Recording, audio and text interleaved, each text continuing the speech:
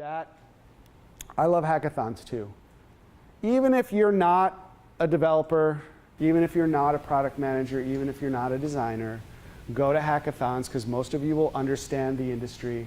But I will tell you right now, the majority of people I work with who go to hackathons are much more easily adaptable into onboarding processes and to pitch their ideas because they are working with the people.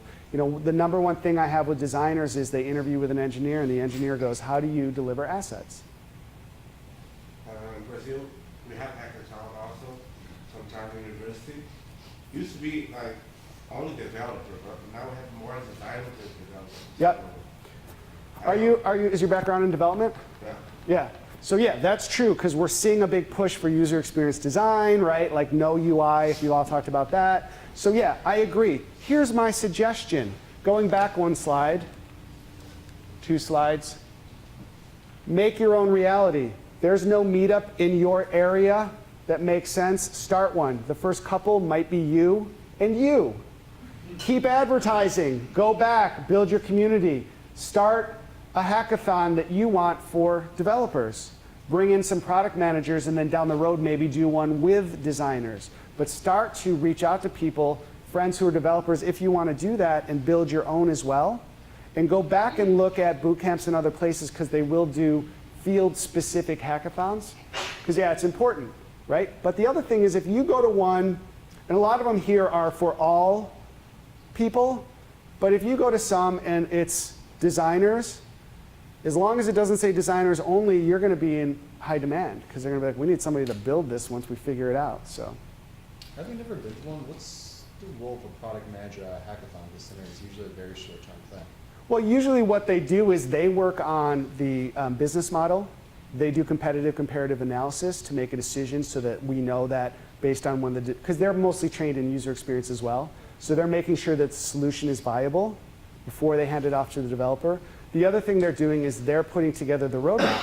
So they say if it's a 48-hour hackathon, they're putting together the roadmap of this is what we're doing now, this is when we come back together, this is when we do this. So and then often, not always, but often they do a big part of the presentation because they're doing the stakeholder presentation. Sometimes it's only sleep in the hackathon.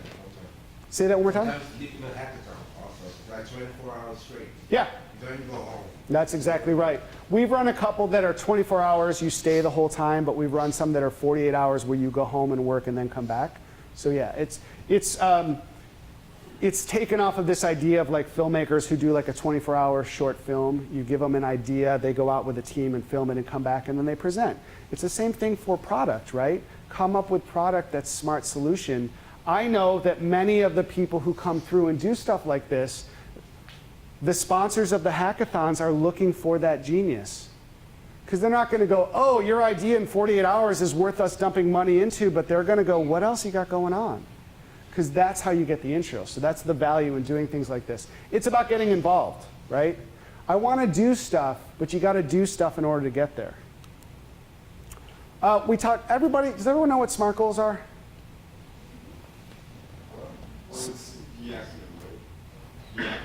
Yeah, you guys all know what SMART goals are, right? No. All right, I'll teach you SMART goals really quick. Okay, so here is a goal. What do you guys think of that goal?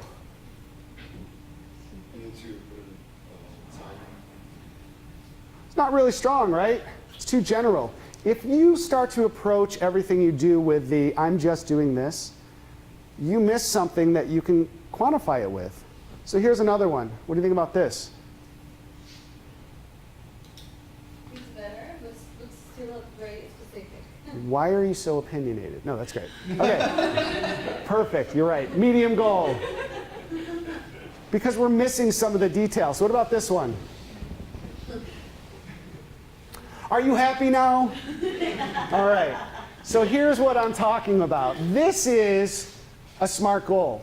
It's a strong goal, and we're going to talk about what it is. From the acronym standpoint, oh, I might have removed them.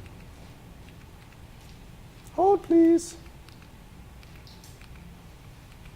It's specific, right? Yes. Right? We have a SMART goal. It's specific and it's measurable. I know what I'm going to get out of it. It's attainable. right?